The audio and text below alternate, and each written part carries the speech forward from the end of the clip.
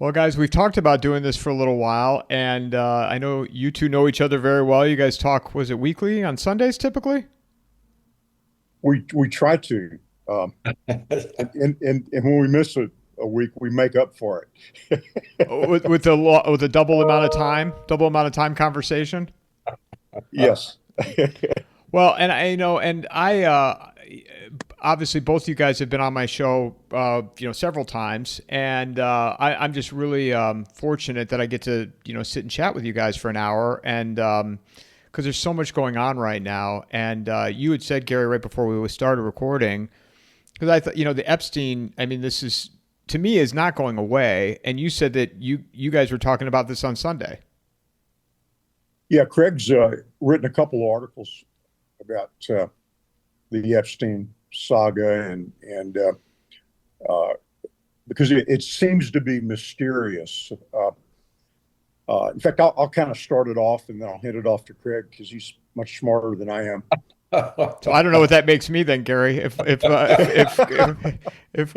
Craig is much smarter than you, then and you're much smarter than I am, so I don't even know where that puts me on the totem pole. You're both smarter than I am. I'm just a really good listener, and I ask open-ended questions: what, where, why, how, and who. Telemarketing 101. Sorry, Well, go see, ahead, Gary. that may make you the smarter one. Right. If I was a little smarter, I'd just sit here and be quiet and let Craig do all the talking. No. When we see events like the Epstein saga, where we're promised we're going to get the list and the videos and things like that, by people at the highest level, and then suddenly there's no list and there's no video. Uh, those of us that are thinking people just can't afford to sit quietly by and accept the narrative that's handed to us. And unfortunately, most Americans do just that. Even a lot of the MAGA people, they just, it's a lot of work thinking through this, asking the hard questions, and trying to come up with some explanation. And what we know, and I don't think this is a theory or an assumption. We know that Epstein was running a honey trap. He was certainly affiliated with the Mossad, and honey traps are real common. They're not something unusual out there. And of course, the way they work is that someone like Epstein creates an environment that attracts people of power and influence, and then he puts them in a situation that's uncompromising and videos it. What's amazing is that these people, like Bill Gates, who's been there, are so stupid. Even Bill Gates' wife said that part of the reason she divorced him was because of his association with Epstein. So knowing that honey traps are just part of how governments work, and that they benefit by having leverage over people that are in power, that's not a conspiracy. That's historically there. I bet the Romans had honey traps set up. I don't. Maybe somebody was carving the image in a stone because they didn't have video, but certainly people in power that are nefarious have used this. So nothing about that. Craig brought up a really interesting point, though. Why was it just dropped suddenly when so many of us had so much evidence and so much expectation to finally see the evidence that we've been promised, and then suddenly it dropped? And the timing was very interesting because Netanyahu himself showed up in D.C. a few days before this event happened to meet privately with Trump. We didn't see any media reports of what the meeting was about, but suddenly there are no Epstein files. And Craig, why don't you take it from there? This episode is brought to you by McIlvaney Financial Group. Their advisors bring a depth of knowledge and experience that allow them to serve their clientele with care, ensuring their financial needs are met now and in the future. Personally, I'm not saying cash is worthless, but you can see what's happening. It's worth less every year. Gold is the opposite. Click on the promo link in the show notes or go to www.mcilvaney.com/coffeeandamike. Yeah. Yeah. Well, I think what happened is Trump got two visits. He got a visit from the Men in Black, who explained to him that that information could not be released because it compromised too many important American leaders, and the consequences would be um, Americans would lose faith in their government. Their confidence in the government would be exploded by seeing so many prominent people, including their leaders, maybe even a president or two, on this sex trafficking list. And so the one consequence is you discredit the government in the eyes of the people. Another consequence is that all hell would break loose, and therefore Trump's domestic agenda would be preempted because everything would be about the people on the list, and also whatever he's up to in Ukraine with the conflict there with Russia and with Iran, that would be preempted. So that basically the Trump administration would disappear into the controversy over all of these known prominent Americans. Uh, and so that's an easy thing for a president to understand. Also, he gets a visit from Netanyahu. Now, this is the third time in 6 months. And as Gary said, it's very suspicious because allegedly Netanyahu is coming here because what are we going to do about Iran?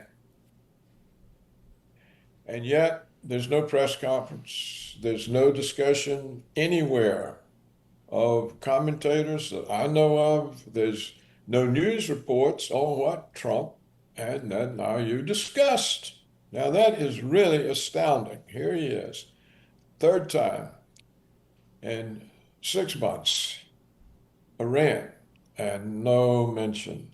So I think Netanyahu told Trump the same thing the Men in Black did, with the additions that we can't have it known that Epstein is was a Mossad agent uh, collecting blackmail information on the United States government. We can't have that known, and therefore you cannot release this. And if you do, we might add what we know about it. So I think when Trump was confronted with the facts, and I think these are both facts, he saw that he just couldn't release it, that it defeated his purposes rather than serve his purposes. So the question we're left with is Gary right? Will the MAGA Americans just overlook it? Or will it somehow cause a split in the ranks? And we don't know. We don't know. I suspect that the MAGA Americans figure at this point they haven't got an alternative to Trump. We don't know that Musk will get anywhere with his third party. I mean, who's going to finance the third party? How does it happen? So I think we can say there was outside intervention, and it was both the American establishment and it was Netanyahu. And it was made clear that Trump that this did not serve his purpose. Craig, oh, sorry. Go ahead, Gary. Yeah, Michael, let me throw this in here. Craig mentioned something the other day that's important. The Mossad has all the information that Epstein collected. Of course, he was very likely collecting it for their benefit.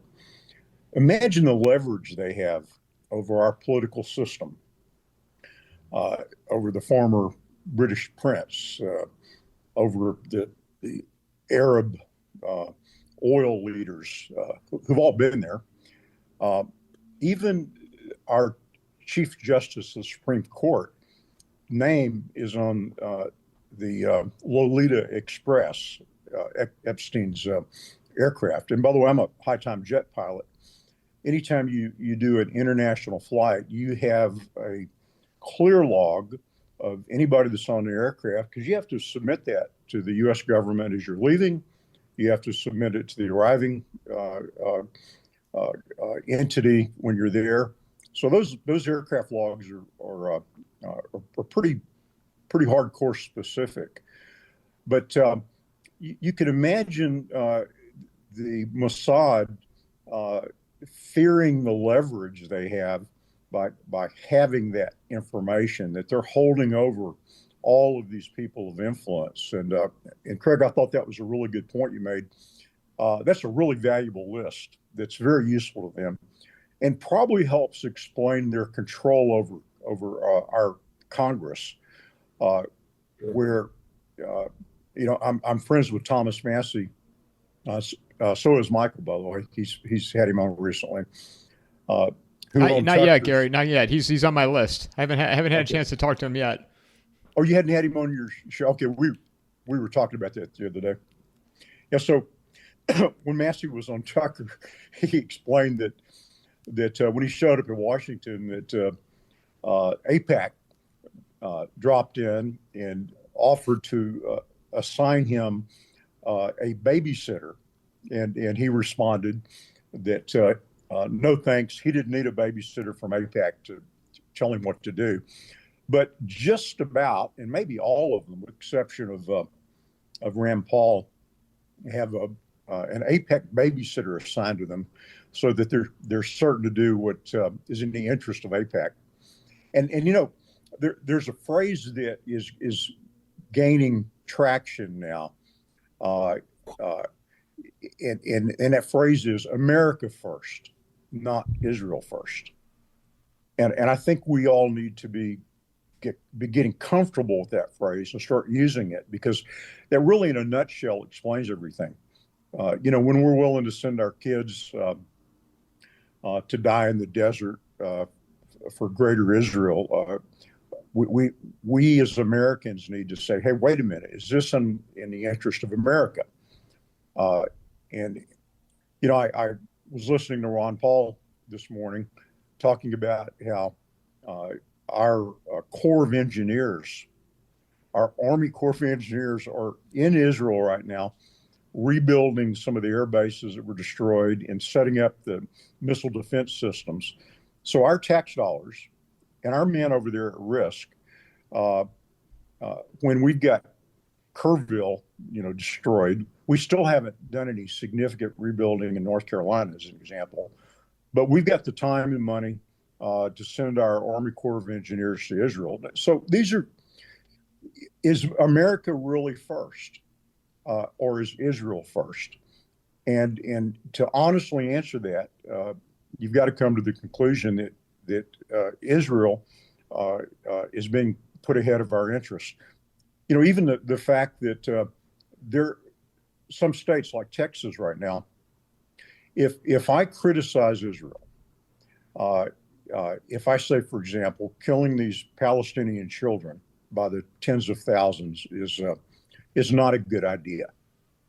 Okay, well, that's considered anti-Semitic. Now, I'm not sure how they take that word and contort it to that conclusion. But you know what? I'm an American. I'm free. And if I want to say, hey, killing these kids in Palestine is a bad idea, if I say that in Texas, I cannot have a contract with the Texas government to do any kind of work or services. I can't serve in any government capacity. And I have a lot of friends in Texas government. But just asking that question, because they passed the law, and they passed it in Florida too as well, that if you criticize Israel, that you can't do anything for the state. Let me tell you what, that is nonsense. In fact, a stronger word, that's bullshit. And we've got to stand up to these things because it's only getting worse. And now's the time. You've got Tucker talking about it. You've got Paul Craig Roberts talking about it, very boldly, by the way. You've got Candace Owen. People now have the courage to speak the truth, to talk about the elephant in the room. And we better do it pretty quickly, or we're going to have our kids on the ground in Iran. Yeah, well, so do you guys think that this is going to go away, or is the media and and here's the other thing I find interesting, both you guys' take on. The left has an opportunity to really, really drill down on this. And I feel like they're not. Like, I don't see the CNN and MSNBC and CNBC hammering Trump at these press conferences about any of this in relation to Epstein. Because this is what he campaigned on. Well, you see, they're not left wing. They're bought and paid for by interest groups, and Israel is an important interest group. So it's not a left right thing. The narratives are controlled in behalf of the deep state, the globalists, the ruling establishment, the elite, whatever you want to call them.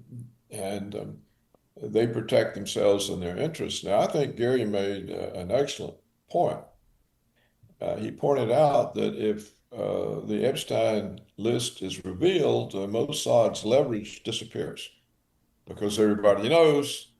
And if everybody knows, all this work and investment of Mossad, this huge collection of blackmail information, if that's released, how can Mossad continue to make the Congress and everybody eat out of his hand? So that's one extremely important reason that the Epstein file could not be released. It destroys the ability of the Israeli government to blackmail the United States. Let me add another point to that, Craig. There's been a great awakening. A lot of people talking about the Israel first policy of our elected officials. I don't think Netanyahu wants to have any more exposure of the danger that Israel poses for our country. If the American people really understood that Israel had a honey trap here where they were entrapping people of influence. And by the way, they were using young little Gentile girls to be raped by these people in power. If the American people realize that Israel has done that to us, then they may start asking about the USS Liberty in that event where Israel attacked an American ship in the mid-60s, and where Lyndon Johnson actually ordered the military to stand down while Israeli aircraft and submarines tried to kill every sailor on the ship so there would be no witnesses. And people were talking about the Liberty now, where it was kept silent for decades. So one more event that exposes Israel harm to this country right now, I think, is something that they don't want at this moment, particularly as people are starting to wake up. Do you think this goes away, or is it not going away? You mean the fact that people are starting to notice that Israel pulls a lot of strings? Trump wants this Epstein thing. He doesn't even want to be asked about it anymore, which this is what Matt Smith and I were talking about the other day, because, he lashed out at a reporter, and Matt was referencing Star Wars. These are not the droids you're looking for. These are not the droids you're looking for. Like, don't ask me about this anymore. Do you think that it will calm down, or is it not going away? Trump's. I'll just say this: Trump's answer was terrible when he told that reporter, why are you asking about this creep, who's dead? That was such a terrible answer. He tried to make up for it on a post a few days later, but the damage was done. So to answer my question is, it's going to linger, it's going to simmer, but it's just one more nail in this coffin that Israel is our greatest ally. So one more thing simmering like that is going to flame up at some moment in the future. But the media is on the side of Israel. Look at the names of the people, or Reuters. Reuters is a great example. Nowadays, almost all news comes from Reuters. That's then disseminated to the networks, right? And CNN and the New York Times. Well, they absolutely own and control Reuters. If they don't indirectly own the other outlets, which they mostly do, and they own them through BlackRock, State Street, Vanguard, and they own and control the moneyed interest. So it's no wonder we're not getting any information from the media about it. Why CNN is silent on it? They don't want to call attention to it because the greatest risk is that there'll be massive of alternative media news that Israel operated a honeypot in this country to entrap and to control our political establishment, our billionaires, our people of influence. And they don't want anybody knowing about that. And that's why I believe Netanyahu told Trump to stand down, along with the fact that a lot of people were going to be exposed, and he would lose his influence for his agenda right now, as well as the fact that Mossad has information that's very valuable that they don't want to lose control over. One of the things that could keep it alive is Epstein's girlfriend is in prison, and she's in prison for sex trafficking charges. But now we hear that there's no sex trafficking. There's no client list. There's no file. So why was Epstein convicted and in prison? And how can his girlfriend be kept in prison when we now are told there's nothing against Epstein? So why is she there? Now, if her lawyers were smart and brave, they'd have to be brave. They can raise this question because according to Trump and the Attorney General, there's nothing against Epstein. There's nothing there. So if there's nothing there, then how can there be a crime? So we'll see. If I would imagine powerful interests will get to the lawyers and offer them huge sums of money not to notice the obvious, that somebody has been convicted on a charge that they now say is unrealistic and didn't happen. Craig, you asked an important question the other day. Why would Epstein kill himself if there was nothing there? Nothing there. And how was he convicted? You can't put somebody in jail like that if there's not a conviction. Or you're not supposed to. There's something called habeas corpus. I think it still exists. I don't, ever since Obama, there was no habeas corpus. When he started killing Americans overseas with his drones and Scud missiles and with no trial, and was completely, exonerated for it, even bragged about it remember Obama said that he was proud of the fact that he had killed more people. You remember him bragging about killing people? Yeah. What are your both Yeah. your oh, go ahead, Craig. Sorry, I was going to say, what are both your thoughts on Bondi, Bongino, and Patel? I mean, Bongino I've been talking about a lot because he had a big show on Rumble and had the receipts and he was going to get in there, make change, and Yeah, well, look, it wasn't Bondi's call. She can't make that decision. It came from Trump. The men in black called on him. Netanyahu called who on are the him. men in black, Craig? Yeah, they're whoever you want to say, the deep state. Will Smith, and Tommy Lee Jones. It's funny. Craig and I have this. It's a term that you use. It's a term you use because you don't know who, you don't really know who they are. And there's all kinds of speculations, names, and all that, but it's pointless. You don't need to know who they are, but there's something there that protects the status quo and the ruling establishment. I experienced it when I was in the government. And there were things Reagan wanted to do that the establishment didn't want done, and they made that clear. And you went against them at the risk of your career.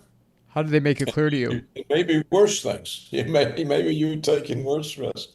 And presidents who've gone against them have paid for it. We've got John F. Kennedy dead. We had Nixon destroyed by the Watergate, which was a CIA operation. But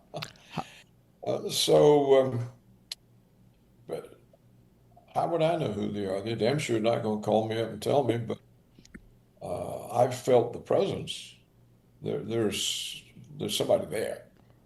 And we saw it in the extreme lengths they went to keep Trump from being president, and then from destroying his first term, and then from trying to destroy him with all sorts of fake prosecutions. He was under 4 or 5 different criminal indictments, right? So they went after Trump for 8 solid years. So who are they? And they can operate through any branch of the government.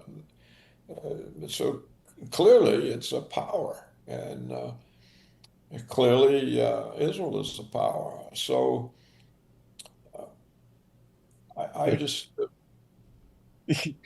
I'm laughing because Craig and I, almost every time we talk, we end up having this part of the discussion, and we wrestle with this thing, and so it's funny, Michael, that you hit on this so quickly. It's also funny. Craig tries to be conservative on this issue, but he ends up saying some of the things you're not supposed to say anyway, like Israel being involved with it. So we always kind of laugh. It's just part of our conversation because we each push and pull the other person. The deep state was redefined once Trump got into office. They redefined it as those holdovers, those bureaucrats that are never elected, but continue on after each administration to do damage.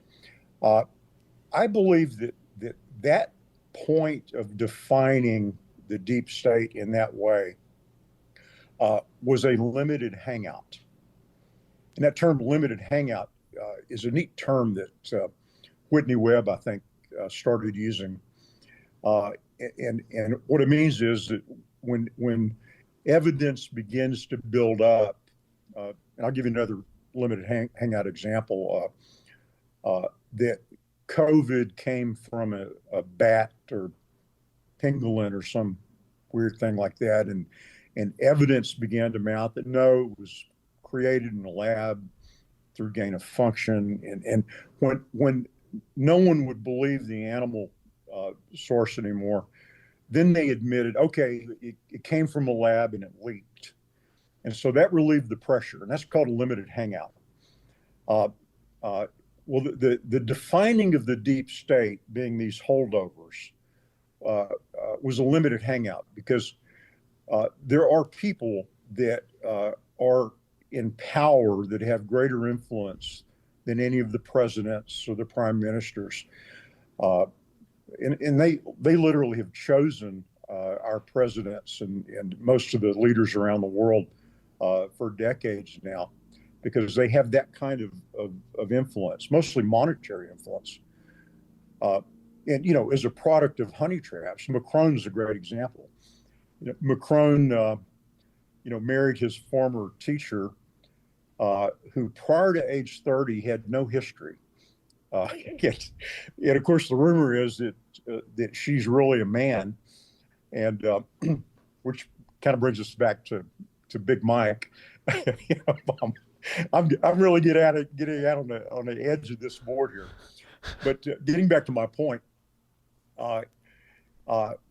Craig, I sent you a really long article a couple of days ago. I don't know if you had time to read it or not.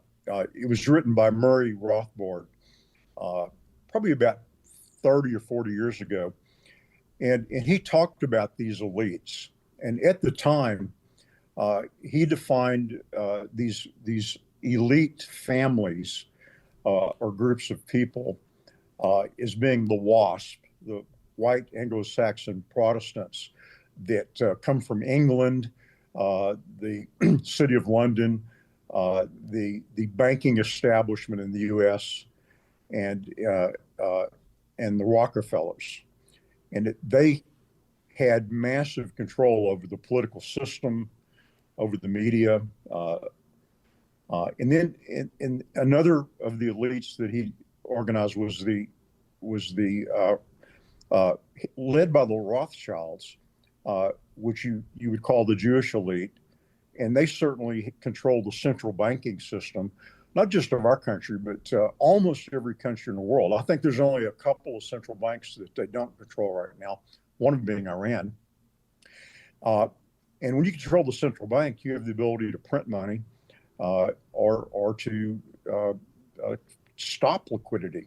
You can create inflation or depression, and having the power of money and also profiting from the ability to print money, which never should have happened in this country. It's against the Constitution.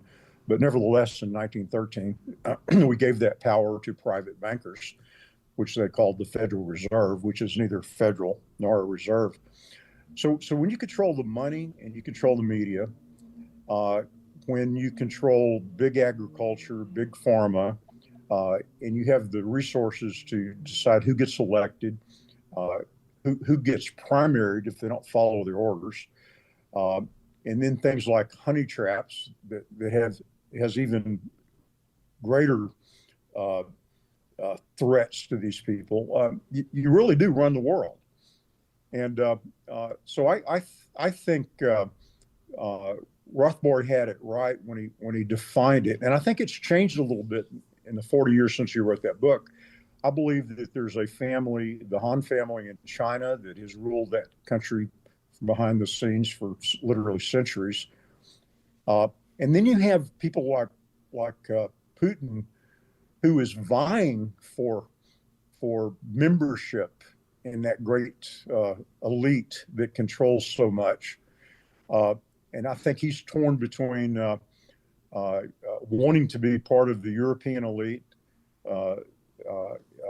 He's certainly affiliated with the Jewish elite, but he's had to go to side with the Chinese because they're the only ones that would give him any consideration. So, there are people behind the curtain, and I think we have to talk about that as best we can, so that people start thinking critically. They start asking questions. And a good example right now: why would Trump do the bidding of Israel so easily, including not releasing the Epstein files, or sending our planes into Iran? uh, or continue to send 30,000 bombs to Israel to kill these Palestinian children? Why would he do those sorts of things, this man of peace?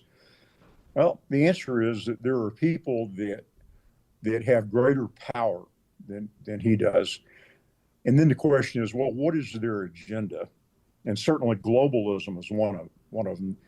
They want to run the world. And Craig told me one time that he'd actually been to Davos with um, uh,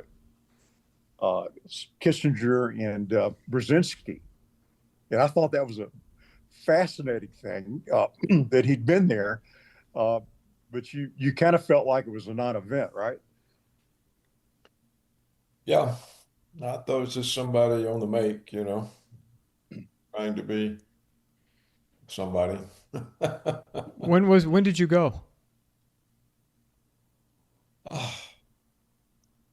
Probably in the 80s, probably the mid mid to late 80s, I think. I had the William E. Simon Chair at the Center for Strategic International Studies at Georgetown, and my colleague was Kissinger, Brzezinski, James R. Schlesinger. And these were, the the main foreign policy appointments, of the 70s. And we all went. I don't know what they made of it. Uh, I thought it was, but you see, they were on the make, and what the World Economic Forum succeeded in doing was creating an image of itself as the highest level country club. If you got in that country club, you were the tops. And so it made all the corporate executives anxious to be a member. It made everybody who wanted to be important anxious to be a member. And so they succeeded in marketing it as, the cream of the elite, the important people.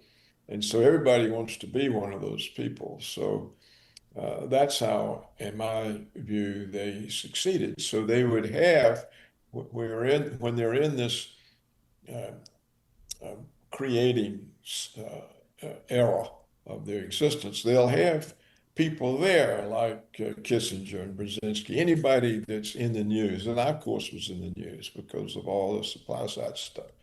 So uh, then all the corporate people see what they regard as big shots, and then they feel like we've got to be part of this.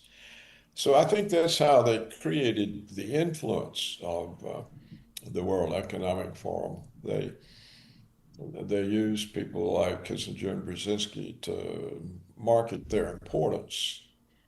I don't know. We never discussed it. I mean, I knew them. I saw them a lot, and we were all in the same place. And I don't remember we ever sat down and said, "What the hell was that all about?" But I wasn't impressed with it, and I was busy with other things and didn't care if I was a part of it or not. So I just went about my business. And I suspect that's what Kissinger and Brzezinski did. I'm sure they regarded themselves as more important than the World Economic Forum. Were you seeing it now and how it's such a common word? Davos, World Economic Forum, and being that you were there so many years ago, what are your thoughts? Like how this thing, like to your point of what you just said, that they were successful in creating this brand of, I mean, the true definition of elites, right? To be accepted by this organization. So, I mean, what do you think of it now? Well, I think it's kind of uh, falling by the wayside. It doesn't seem to have the importance it had, and the creator was that Klaus Schwab, or Gary might say he was just a front man for the globalist. Um, I have no way of knowing, but it seems to have lost some of its attraction to people. Um, maybe Trump is just more of an attraction. And but I don't. My own view of the elite. I mean, I agree with Gary. There is one. As I said, I've experienced the pressures from it.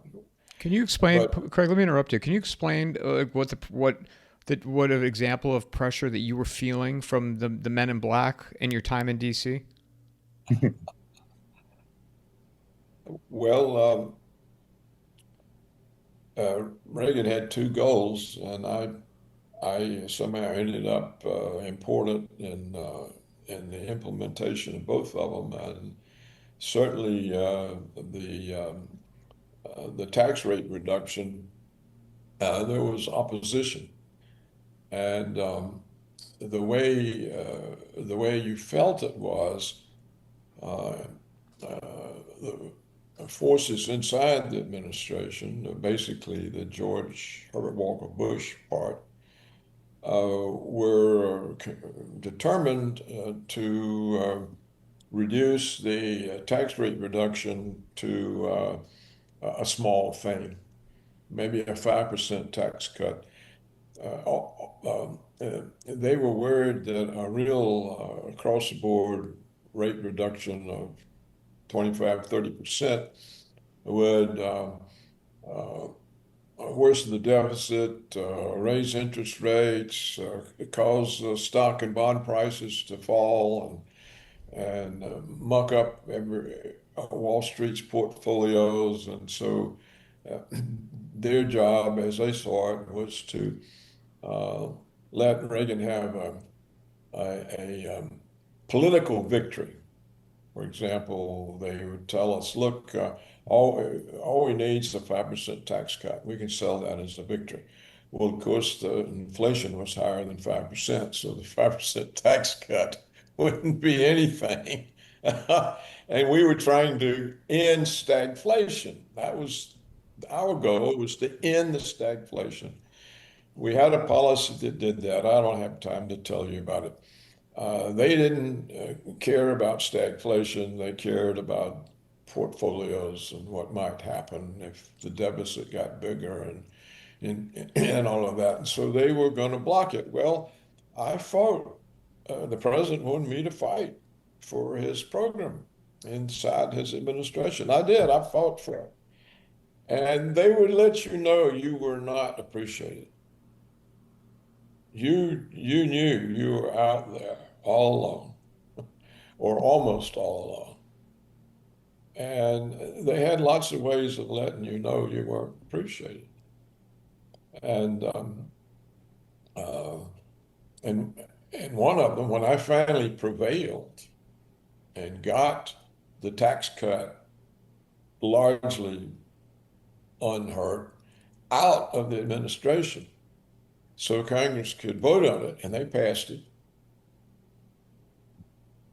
There's always a White House signing ceremony. When Congress passes a bill, the president signs it, and all the people involved in getting the bill passed are invited to the ceremony and are given one of the signing pins. I didn't get invited. So that's another way. So they were letting you know that, um, you're not ever going to get any further in government, no higher. You you flunked the test. You didn't join us. So that's just a personal example. This is why it's very difficult for presidents to do anything, because even if they staff up with people inclined to help them, the people find out that it's not in their interests to help the president. And of course, we had another go around later. So that's an example. It's like Gary says, the president's power is confronts countervailing force. Now, I don't see the countervailing force as organized as Gary does, but that doesn't mean it's not a firm position I have. It's just that I haven't gotten as far as he has. But if you think about it, a country is heavily dependent on its important industries, its important manufacturing industries, its agribusiness, it's any big business the country is really dependent on. And so it's hard for the government to go against those interests as they represent themselves to the government. And it's impossible for Congress or the Senate, the House and the Senate, because then they don't get any campaign contributions. It goes to the opponents. And so as long as money is in politics, the people can't govern.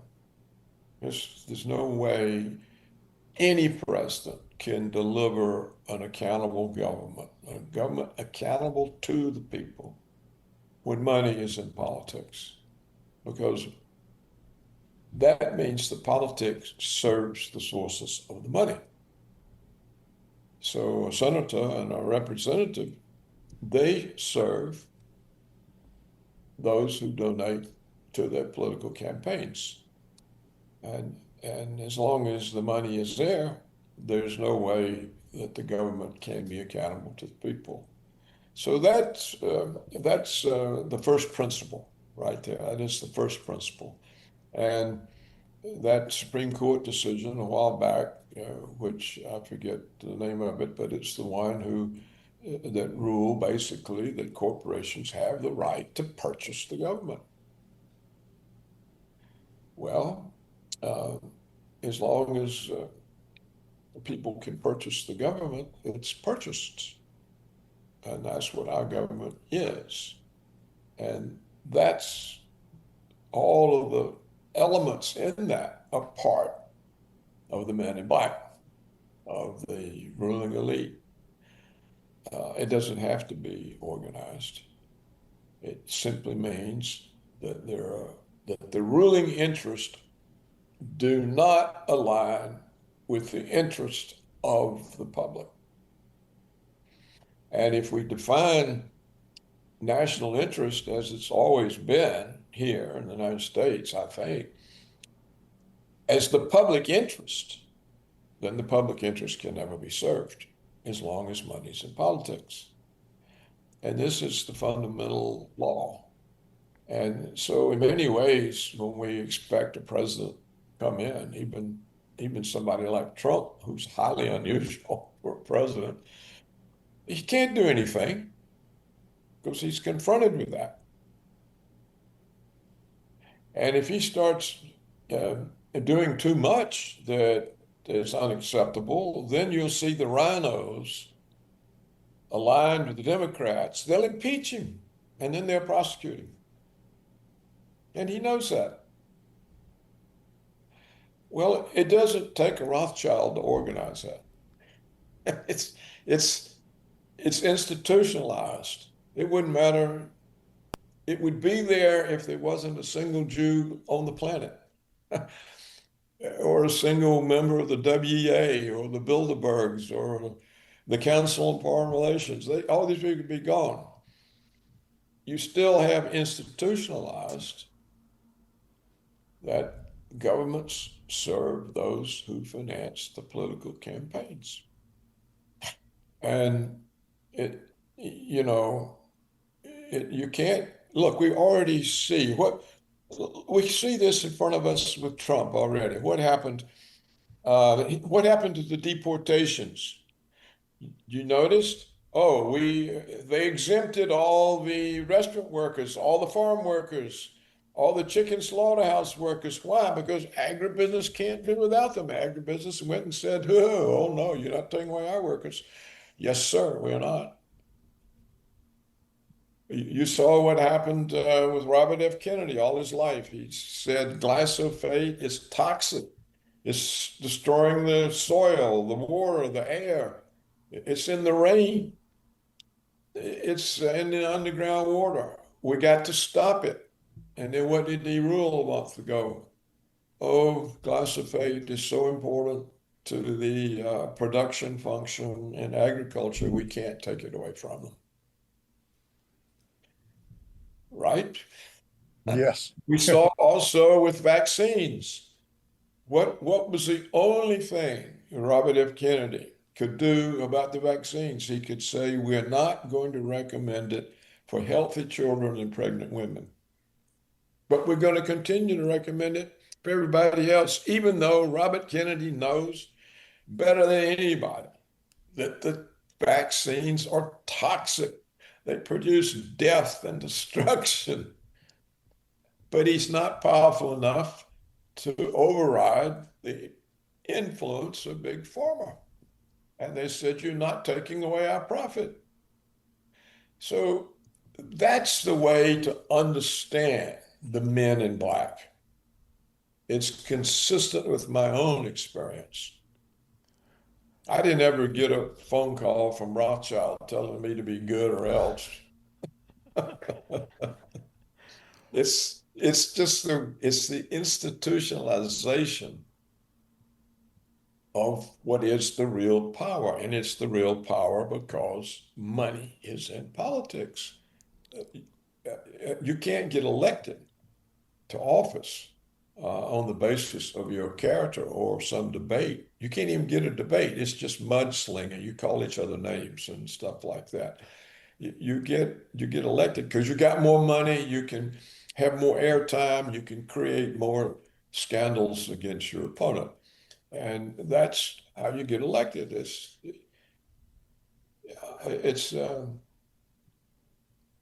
I can remember, you see, I was also part of my learning experience was being a congressional aide. I was an aide in the House, in the Senate, on committees, on personal staffs. And once I was on the floor in the Senate, the aides have access to the floor, just like senators. Um, and I was on the floor of the Senate, and something was coming up. And do you remember Strom Thurmond, Senator Strom Thurmond? Yeah. And his seat was right behind the seat I had, and he tapped me on the shoulder, and I said, "Yes, sir." And he said, "Son, this thing is coming up now." He said, "You must let your son to vote for it." And I said, "Yes, sir. Why is that?" He says, "Well, if he votes against a military expenditure, he won't be here next term, and you won't have a job." And that's what he told me right on the floor of the Senate. Well, you can, and he was what almost the longest serving person, right? So 49 years or something. He was the one that he was 80 years old and married some 20-year-old beauty queen. But he was a character, but he was, as far as he was concerned, he was saving my job and my senator's job. And so that maybe shows you the nature of the situation. And now, of course, AIPAC has got this to the highest level. You vote against Israel, you're out. There's not a single member of the House or Senate who ever went against Israel that was reelected. There's not. So I'm thinking that Gary's friend, he's not going to get reelected. And I'm worried about Marjorie Taylor Greene. You may have seen what she did the other day. She introduced a bill to stop all American military aid to Israel. She said, why are we giving them military aid when they've got atomic weapons? What do they need military aid from us for? So she put in a bill to stop it. Well, she won't be there. And I remember, you remember Cynthia McKinney, the black woman from Atlanta. She was in the House several terms. She didn't fall for the 9/11 story and started asking embarrassing questions. AIPAC reached into her district and removed her. A black district. They could reach into a black district and remove her. Yeah. And, she hasn't been able to get a job since. I think she earns a living teaching in Bangladesh. They also exiled her. What do you? So, Let me you ask you. know, Oh, sorry, Craig. I want to ask you guys something because I know we're kind of running out of time. Why then is, even put Bondi aside for a second, Patel and Bongino knowing this, Kennedy too? Hey, I can't get anything done. I'm out. I'm withdrawing. I'm resigning. I'm done. well, the two answers. One, they can get some things done, just not as much as they thought. Two, if they all resign, it embarrasses Trump and it weakens him and hurts him, and they don't want to do that. And Patel and Bondingo, they don't necessarily know about what the men in black told Trump or what Netanyahu told him. This is probably above their pay grade. And maybe they'll learn if they're in the government long enough. So that's the reason. Yeah, why resign? Yeah, it's a defeat. It's a defeat for Trump. If he loses these people that he had so much trouble getting appointed, and these people are loyal. So do you turn disloyal because you get overruled? It's not a sign of loyalty. And so I think it's easy to understand, and I hope they don't. I hope they don't resign. You're not going to get any better ones. And if you do, it ain't going to do any good because the men in black are still there, and AIPAC is still there, and Netanyahu is still there. They're not going to go away just because you changed the attorney general or the FBI director. And at least the FBI director can clean up some of the far left maniacs that are hired in the FBI, and at least Bondi can clean up some of the far left lawyers in the Justice Department who see weaponized law as the right way to use law. So they can do a lot of good. Uh, but it doesn't mean they can defeat the ruling establishment. They won't be able to. And neither will Trump. He's not able to. Look, the administration has already run its course. He's blocked wherever you look. He is. And You know, Bongino and Patel uh, did protest, and what was interesting, they aimed their protest at Bondi, not Trump, yeah, right.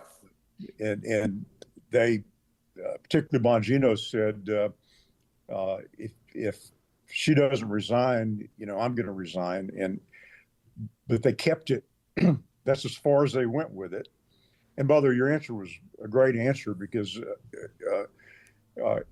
people have to be pragmatic in just about any endeavor, but certainly in Washington. It reminds me of my old friend Zig Ziglar uh, talked about how to train fleas. You would take fleas and you would put them in a mason jar, and you'd put the lid on it, and the fleas would just jump and hit the top of that jar. But after a while, they would just jump high enough to not hit the lid. And then you could take the lid off the jar and the fleas would never jump out because you trained them. And I think Bondi and Patel and, uh, and Kennedy, have all just had their first lesson in flea training. And, and, and Kennedy have all just had their first lesson in flea training. And, and Kennedy have all just had their first lesson in flea training. And, and, and Kennedy have all just had their first lesson in flea training. And, and Kennedy have all just had their first lesson in flea training. And, and, and Kennedy They learned how high they could jump. Uh, and unfortunately, I think that's what we're going to see for the rest of the administration. They're never going to jump out of the jar. They've been taught how high they're allowed to jump, and now we're going to have to live with that. You know, a lot of good things have happened. At least Kennedy has been able to state publicly that he didn't say it this way, but the message was, don't give this bioweapon to your children, and certainly don't give it to pregnant women. Well, that's a start, but it's not jumping out of the jar. And even Bondi, she's done some great stuff by calling off the dogs of the Biden administration, how they'd gone after people. You know, I'm good friends with the Epoch News people, and their financial guy had been charged by the Biden Justice Department with financial indiscretions, and it was all fake. It was an attack on Epoch because they have been an ally to Trump. And to the best of their ability, they've been an ally to the truth. You know, you and I've talked about it a lot. They tend to follow the Reuters news stories sometimes. And I've had discussions with them about not doing that. In fact, I had lunch with two of their key people recently and suggested that they have a daily article that does nothing but to look at the New York Times headlines and just expose that day how the New York Times has either lied outright, lied through withholding information, lie by omission, okay, or the various other ways they've lied. It's funny. I get to New York Times cover. I don't subscribe; it's free. I wouldn't pay them any money, and I scan the stories, and they spin every possible thing they can to make Trump look bad, to make the Epstein thing. In fact, they referred to Epstein this morning as a disgraced financier. Okay. That was it, right? How there was nothing there. And anyway, we've. What disgraced him, you see? He's not a financier. So how is he disgraced? Yeah. So, you know, I hate to have to settle after all we've been through since Obama. You know, even with Bush, George W., who I got to know pretty well. You know, I took him to Haiti on my jet, spent the day with him and talking about stuff. Nice guy.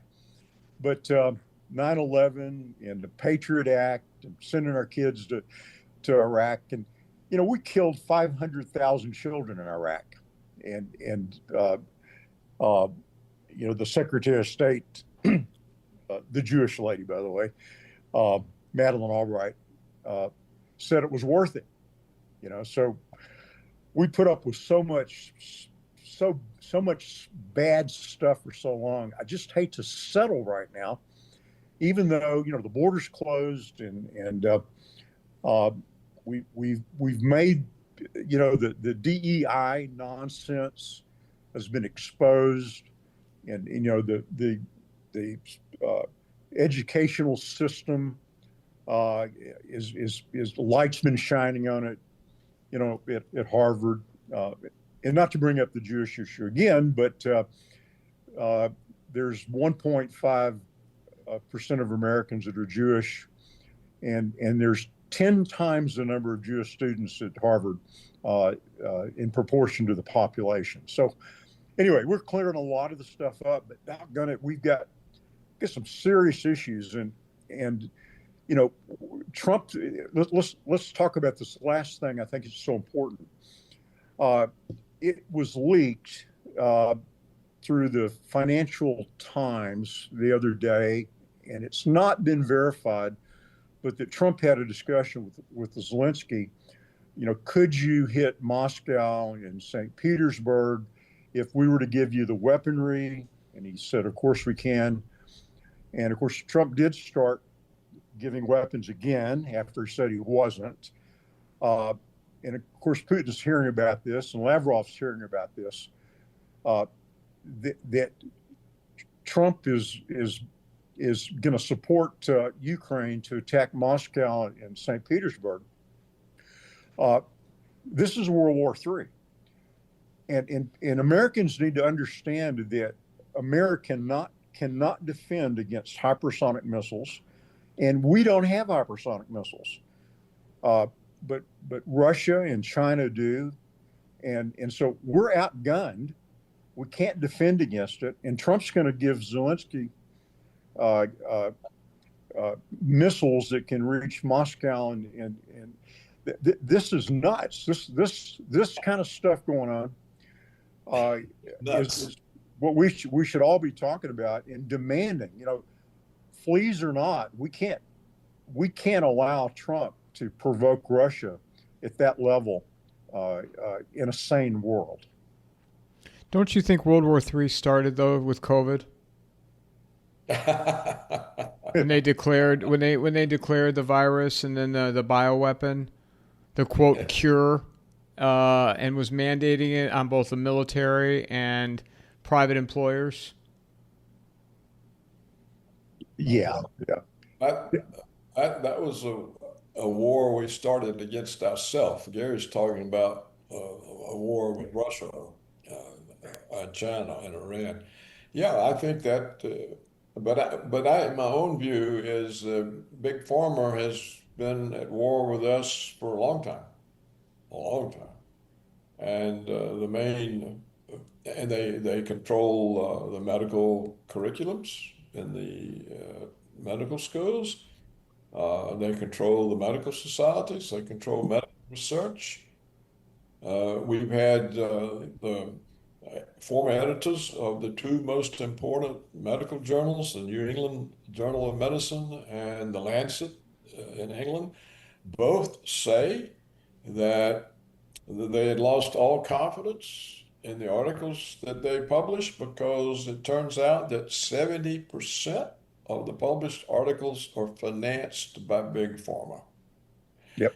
So Big Pharma gives you're a professor of medicine, you get a whole bunch of money, you write the article Big Pharma wants you to write. So, we have a medical system that's run for Big Pharma's profits at the expense of the health of American people. Craig, this is journalism schools. They're taught to weaponize the news, not to report the facts. Don't find out what happened. You weaponize the news to serve the interest group that butters our toast. Well, that means you can't have a media, you can't have you can't have a health system. Craig, this is a really good example of kind of the great debate you and I have all the time. The debate we were talking about a few minutes ago. Michael, I agree with you, but I think this is more than money. This is a globalist agenda. One thing that was interesting about COVID was all of the countries, with just a few exceptions, immediately accepted the vax, the policy, the whole thing, and it was a worldwide acceptance of it. In fact, the few countries that refused, one of them was Haiti. The prime minister was assassinated. Another one was an African country, and the president of that country, forget which one it is right, and he was assassinated. But to see the worldwide acceptance of something so quickly, and then what was accomplished from a globalist perspective, and the globalists have a 3-point agenda. One is they want to achieve control over all people, and they certainly accomplished that with the face diapers and the vaccine passports and various other things. It was a well executed practice of control. The second point is a massive transference of wealth from us to them. 1/3 of small businesses closed in America during that time, and I'm sure it was all over the world, while the big box stores that BlackRock and Vanguard and State Street on stayed open. So the transfer of wealth, and if you look at the billionaires in this country and how that affected them, it's astounding how much they increased their wealth during this period of time, while the average American lost their job or got a loan from the government. But then the third point of the globalist is what they call the sustainable population. And what that means is fewer of us. You know, Dr. Peter McCullough, who's a renowned cardiologist, an American hero, in the last few days published a very important article where he claims that the evidence is there, and I read it, and it's based on some very, very large studies. Many, many more millions died from the vax than they did from COVID. So the globalists achieved goal number 3, which is to have fewer of us around. So Craig's right about everything he said, the moneyed interest and the influence in all the institutions, particularly the CDC, the FDA, the government institutions that we're supposed to trust, even the medical establishment. In 2020, the trust in doctors was polling at about 71%. A few months ago, it was down to 40%. And so they certainly use all of these resources, whether it's money, media, institutions, to accomplish goals, to gain wealth and market share. But I believe that there are higher operating powers that or have the agenda of controlling everything, and they want fewer of us to have to control because that's easier. So this is a really good example of what Craig and I talk about so frequently and wrestle with, and he's pretty tough to debate with, Mike, as you can imagine, right? I don't even bother. His hand speed, it'd be like getting in a boxing ring with a pro fighter. I know I can't go toe to toe with him. I want to add one thing though, and you guys okay for a few more minutes? Yeah. Because it ties into, Gary, what you were talking about and the question that I posed in regards to World War III. Because, and I'm sharing this, posing this as a question. You guys tell me what you think, because I think it's all connected. And where the dots are to me is the fact that they want a total surveillance in the United States and in the world globally. So it makes sense to try to move this thing along with Russia, Iran, both to put it in a place or use an excuse to get the country behind the idea of locking everything down again, and having the financial instruments on the digital, and then the digital control from the ID. Matt Smith brought this up. Bring these together, one unit, and I feel like that's where this is going. You guys agree or disagree? I have no idea. Does that make sense? I don't know. Does it make sense what I said? Yeah. I'll start, and then Craig's going to jump in because he and I have actually discussed some version of this. Yeah, Palantir, which is that's what I was going to say. Peter Thiel and right. Yeah. They're creating this, for our benefit, this massive surveillance system, which certainly is going to be turned on us when they decide to do it, and then of course the digital currencies that are all going to be controlled. All of these things are going to diminish our freedom, and that's certainly part of it. Now, is Trump part of that? That's the great question. Is he among the people that are pursuing absolute power like this? And he's certainly, a lower echelon level of them. Or I was just on the phone before this call with my pastor friend, Romero Pena, who is one of Trump's prayer partners. Believe it or not, he has a prayer partner, right? And he was there a week or two ago in the West Wing having a private conversation with Trump and praying with him. Okay, so I've got this really kind of neat window into that aspect of it. he is convinced he's a godly man and that he's a believer, that he shares our values. Uh, and a lot of people are talking about Trump playing along. Uh, when he was shot uh, there in Butler, uh, and the narrative immediately was lone gunman, which was nonsense, by the way. No one can get in that situation 100 yards from the president with a weapon, and of course they kill the guy. They always kill the lone gunman because there's no, dead man can't tell tales, right? Well, Trump went along with that narrative that it was a lone crazy guy and so forth when it was ridiculous. Obviously, this person was inside, and the more you learn about the guy, he did weapons training with Homeland Security, something like 43 times at the shooting the guns and stuff.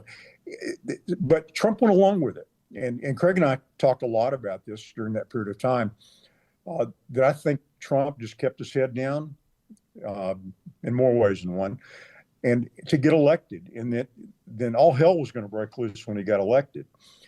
And really, all hell has broken loose except on the Jewish question, the Israeli question.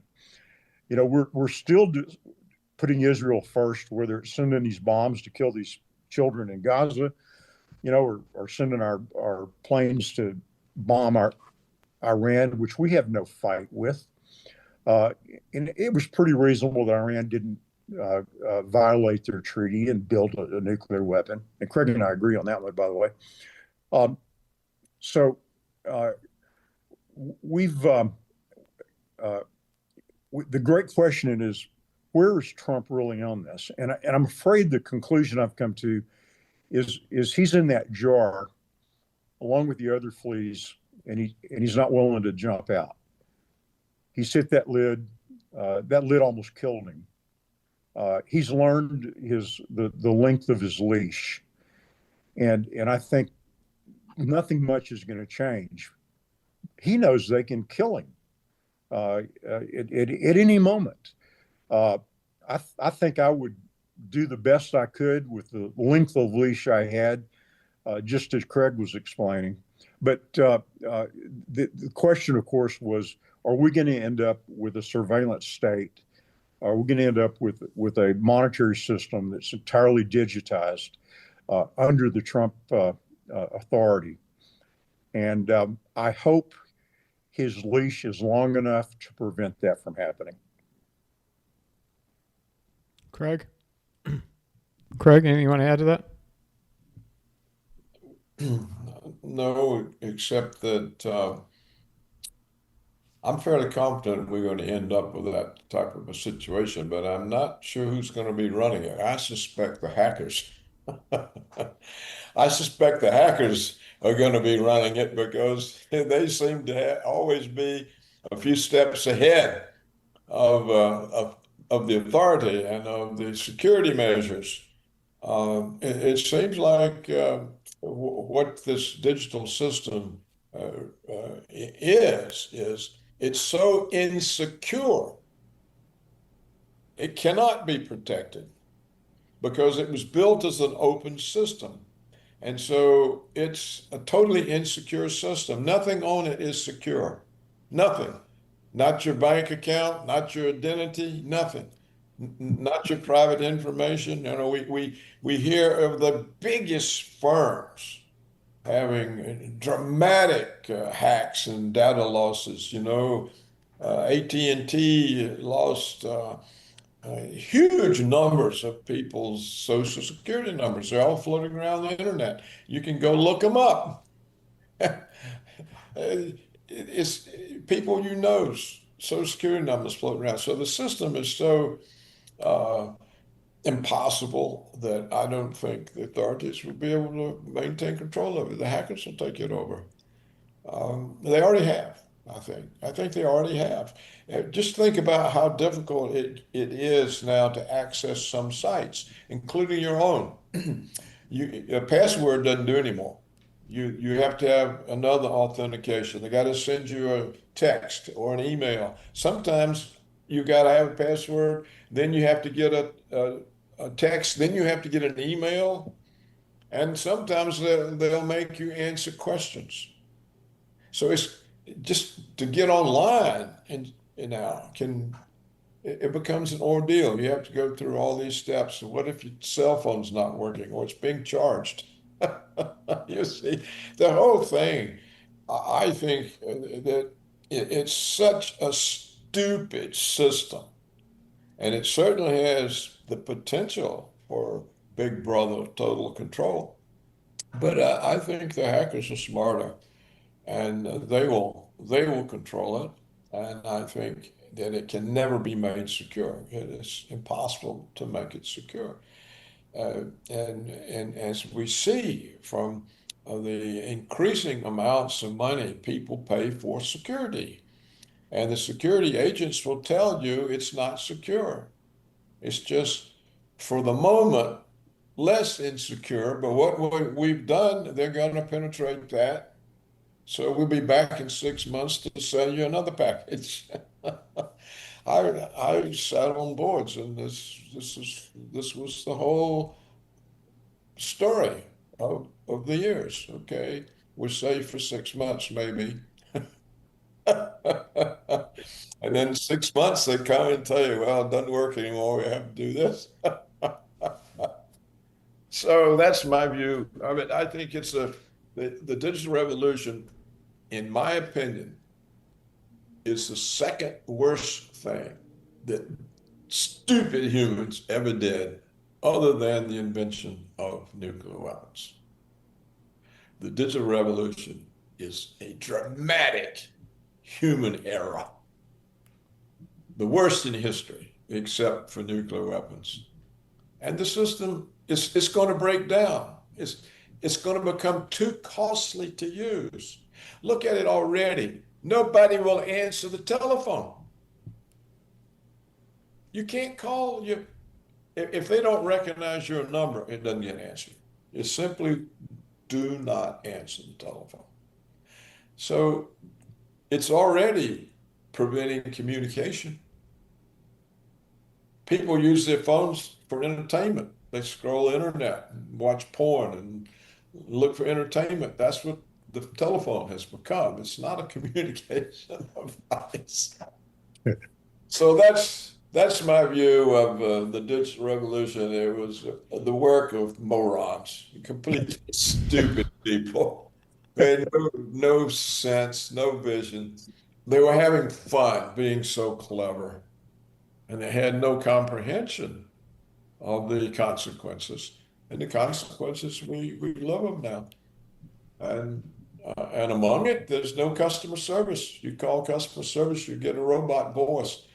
And whatever, and the options they give you are never include your problem. And what you in the analog days, a problem that you could resolve in 3 minutes on the telephone, answered on the third ring, and whoever answered it could deal with whatever the question was. There weren't all these levels you had to go through before you could find somebody that could answer the simple question like it is today. Well, now it's not 3 minutes. It can be 3 hours, 3 days. It can be longer. So I think, and the cost, you see, the digital revolution shifted the entire burden of customer relations to the customer. He's waiting. He's trying to get through to somebody. He's trying to get a problem addressed. All right. And so his costs have gone up tremendously. Now, what's happened to the cost of the companies? Oh boy, all the money they were going to save. Well, now it's all being spent on security, more security measures. Or losing customers. Yeah. Yeah. And, when I wind down my website, I'm going offline. Yeah. I'm not even going to have a telephone. I'm going to use carrier pigeons or smoke signals. That they're more effective.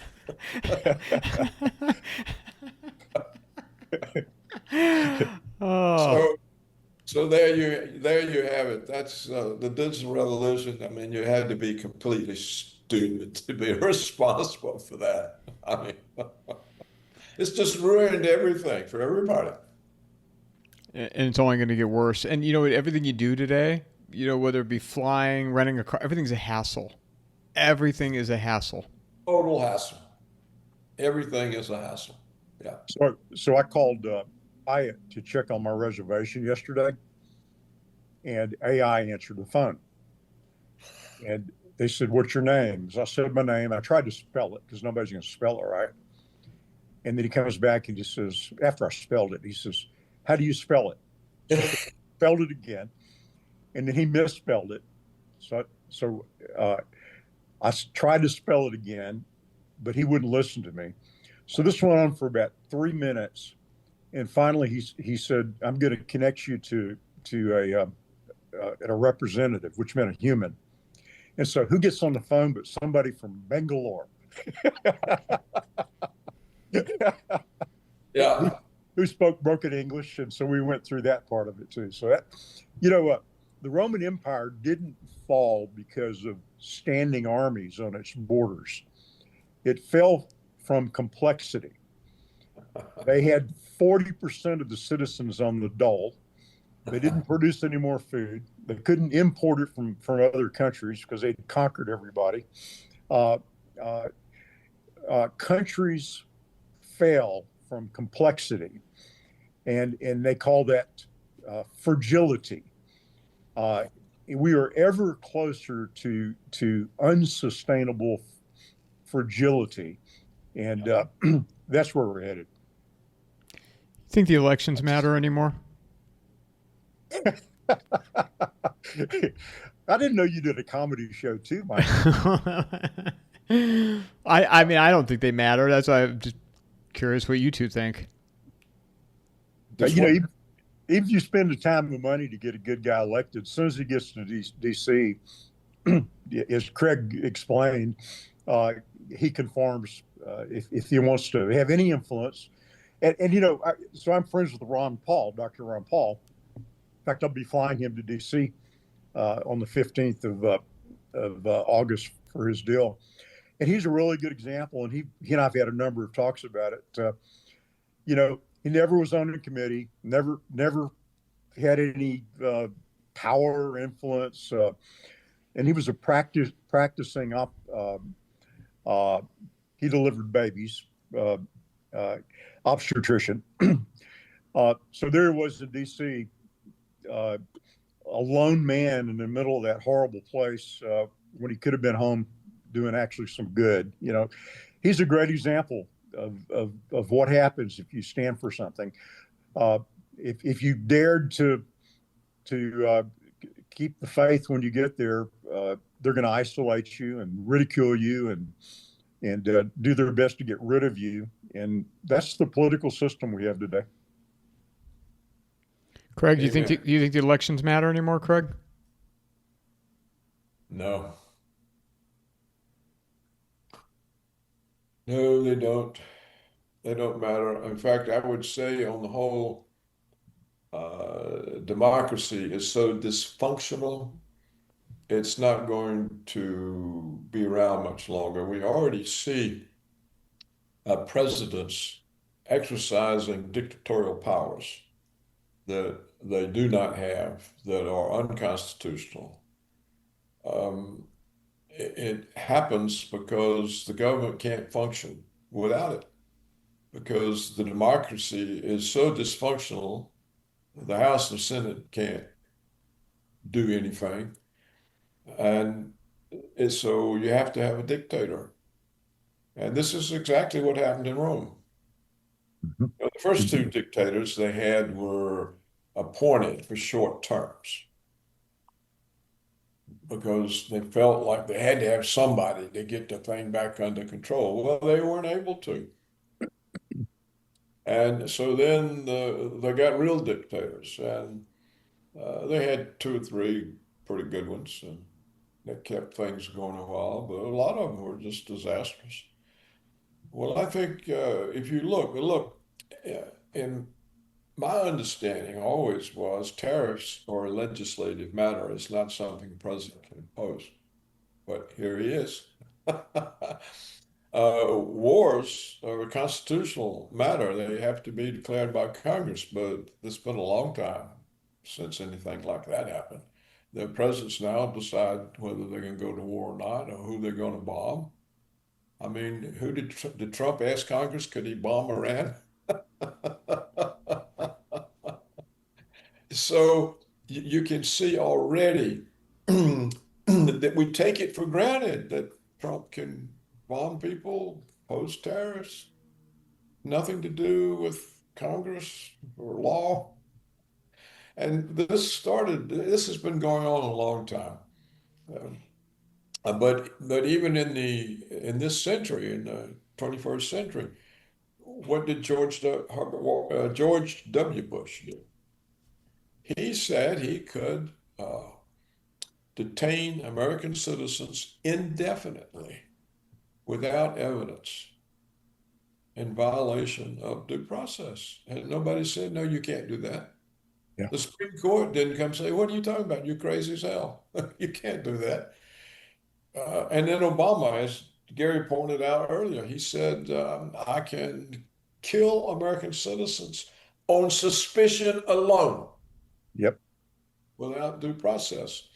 And so he killed the American citizens who were a Muslim priest that they suspected was somehow stirring up trouble, but there wasn't any proof. And they didn't pick him up and arrest him and put him on trial. They sent a missile, killed him and his son. So we've been watching this, and we saw the Biden administration do things for which they had no authority. And now we see Trump doing lots of things for which he's no authority. So democracy, in my view, and it doesn't function in Europe. What happens in Europe? How does democracy function? The guy in power arrests his rival and puts him in prison. This just happened in Turkey. This has been going on in France with Marine Le Pen. She's the head of the biggest party in France. So they convict her of some crime. They're going to put her in jail. In Moldova, the same thing happened. In some parts of what used to be Yugoslavia is happening. This used to be confined to South America. Well, now it's European. It's NATO members like Turkey, you know. So democracy, it's disappearing. It's so dysfunctional, and the interest groups basically control it, and they'll end up controlling the dictator. You know, look at the Roman emperors. All right, they had power and they could hurt people, and so they started getting killed. So what they had to do? They had to create the Praetorian Guard. Well, who ended up ruling? The Praetorian Guard. They picked the emperor. Yep. He was their emperor. Well, I think that's what's that'll happen here. The established institutionalized elites will rule, or the hackers will rule, because they'll control all the digital apparatus, and Craig, you brought up a really interesting concept that I've not heard. You know, if Trump is a benevolent dictator, let's say he's Marcus Aurelius, right? The problem is, as we go down that path, we end up with Nero, and that's where it goes. So we're going to have a Nero playing the violin when DC burns in another election or two. That's where we're headed. Yeah. Oh, Michael, we owe it to Mike. He asks good questions, brings Yeah, out things that wouldn't otherwise be spoken. You and I, Gary, should have more sense than to say the things we say. I love it, and you know what, I'd love to do this again. Paul, where could, or Craig? See, I get all screwed up. That's why I always call you Dr. Roberts on here, because I just called you Paul. Craig, where could people find you? Just to my website, www.paulcraigroberts.org. Gary, anything you want to mention? yeah, it's going to be up in about a week. GaryHaven.com. Great. And, guys, I appreciate you both taking time, and love to have you back on as often as you guys want to come, because there's always going to be things to discuss. I'm afraid so. Yeah. Thank you, Michael, Thank- for getting us together. I know I enjoyed it. Craig, you and I got an extra hour this week. That's a positive thing. It's a positive thing. But I'll call you on Sunday. Thanks, guys. Mic drop. Okay.